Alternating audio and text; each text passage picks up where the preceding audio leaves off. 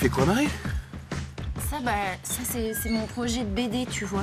Bon, au niveau du dessin, c'est assez riche. Franchement, ce que tu fais, c'est pas top, hein. Franchement, si tu veux progresser, là, il va falloir que tu planches beaucoup plus parce que c'est pas top. Tout ce week-end, il y a les rendez-vous de la BD à Amiens, la Halle, Fraissinet et une grande exposition ZEP avec des vrais professionnels. Alors, je vais aller leur demander leur avis à eux parce que toi, Maxime, tu connais rien du tout. Hein. On en reparle.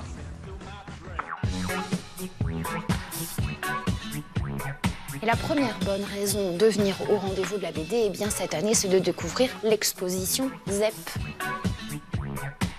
On va y découvrir évidemment des choses liées à Titeuf. On va se retrouver avec des étapes de travail, de storyboard, de crayonné.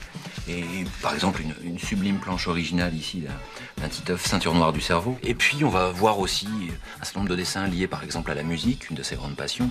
C'est facile de convaincre un auteur tel que ZEP de venir exposer à Amiens? Ça a été facile cette fois-là, mais ça fait 20 ans, peut-être pas 20 ans qu'on lui propose, mais on a déjà échangé avec lui, il a déjà participé à quelques projets collectifs en réalisant des dessins. Et puis il a un double anniversaire, les 25 ans de la création du personnage de Titeuf et les 20 ans du magazine Cho. Cho, c'est le magazine qu'il a créé avec Jean-Claude Camano, qui était son éditeur et qui est maintenant son agent.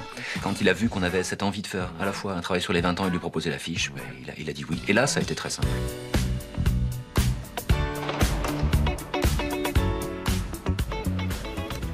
Et la deuxième bonne raison de venir à ces rendez-vous de la BD, eh bien, c'est tout simplement qu'il se déroule dans ce grand bâtiment qui est la Halle Fraissinet, qui est un témoin du patrimoine industriel amiénois qui va accueillir cet événement eh bien, pour la première fois. On va tout de suite aller en parler avec Thierry.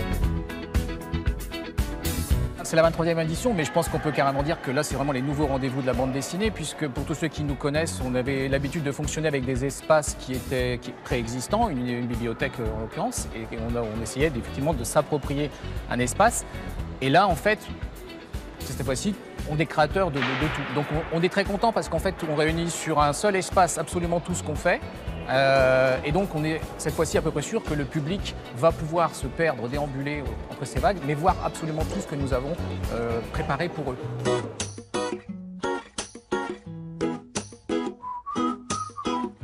Et la troisième bonne raison de venir au rendez-vous de la BD, eh bien, c'est que cet événement soutient les jeunes auteurs et on va tout de suite aller en rencontrer un.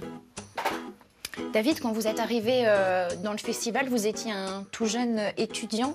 Oui, j'ai intégré la première promotion en fait du diplôme universitaire en création de bande dessinée, donc qui se fait à la faculté des arts à Amiens. J'ai sorti cette revue qui s'appelle Pierre Papier Chicon. Pendant mes études, il y avait une sorte de prémisse que j'avais montée avec mes camarades qui s'appelait la Hutte du DU. Donc voilà, il y a l'évolution du travail éditorial qui s'est fait. Puis aujourd'hui, je passe derrière les planches de bande dessinée pour moi-même faire ma bande dessinée. Toute cette structure, qu'est-ce qu'elle vous a apporté? Comment elle vous a aidé à en faire votre métier? Déjà, elle nous a supportés, elle nous a mis en avant, on a pu être mis en avant au sein du festival dès la première année du diplôme universitaire. Donc on avait notre stand, on vendait nos petits DU et du coup on a pu se faire découvrir de cette façon. Tu vois David, je voulais te montrer parce que moi aussi je me lance dans la BD. C'est intéressant, j'aime beaucoup le titre. Pif et Bouboule. C'est pas mal? Ouais, j'aime bien, il y a de l'idée. Tu vois Maxime, il y a de l'idée. Ouais, vas-y, fonce, ça va être génial.